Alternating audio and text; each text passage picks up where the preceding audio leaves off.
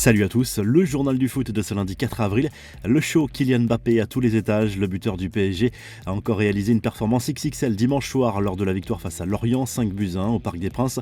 Le buteur du PSG est tout simplement impliqué sur les 5 buts avec un doublé et 3 passes décisives à son actif. L'après-match a fait encore plus parler. Kylian Mbappé a évoqué son avenir sur Prime Video, se montrant un peu plus bavard que ces derniers temps.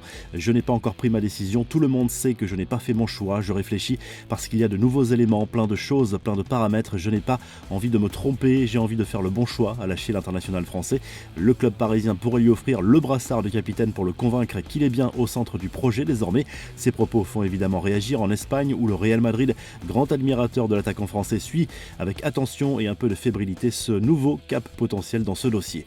Après cette large victoire du PSG, Neymar, auteur d'un doublé, s'est lui aussi exprimé au micro de Prime Video, l'occasion pour le Brésilien, encore très marqué par l'élimination face au Real Madrid en Ligue des Champions, de faire passer un message aux supporters parisiens. Ça fait très mal, c'est douloureux de perdre, ça fait mal parce qu'on espérait aller en finale de la Ligue des Champions.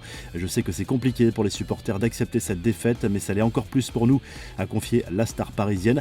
Les infos en bref, est-ce déjà la fin de l'aventure pour Hatem Ben Arfa à Lille? Le meneur de jeu a eu un échange très tendu dans le vestiaire avec Thiago Diallo après le nul de Lille contre Bordeaux avant de s'en prendre à d'autres joueurs. Jocelyn Gourvenec, venu calmer le jeu, a également eu un échange musclé avec son joueur. À l'origine, sans doute la frustration de Ben Arfa de ne pas jouer plus dans cette équipe. Les débuts canons de Tété avec l'OL, la recrue brésilienne a offert la victoire à son équipe 3-2 en marquant seulement 2 minutes après son entrée en jeu face à Angers. Une victoire importante dans la course aux places européennes, même s'il faudra forcément une série pour se rapprocher des concurrents dans le sprint final. Enfin, Louis van Gaal a annoncé ce dimanche souffrir d'un cancer de la prostate. Le sélectionneur des Pays-Bas pense pouvoir être sur le banc pour la Coupe du Monde au Qatar. Les joueurs ont appris la nouvelle à la télévision comme tout le monde. La revue de presse, le journal de l'équipe propose plusieurs unes ce lundi en fonction des régions, dont celle-ci consacrée à la victoire de l'OM sur la pelouse de Saint-Etienne, 4-2. Le club olympien est seul deuxième avec 3 points d'avance sur Rennes.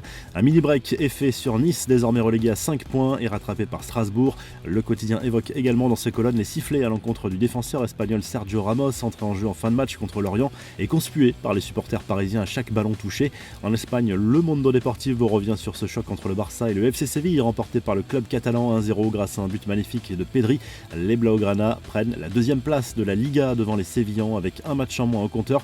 Et en Italie, la Gazette dello Sport revient sur la victoire 1-0 arrachée avec un peu de réussite sur la pelouse de la Juve dimanche soir par l'Inter Milan en Serie A.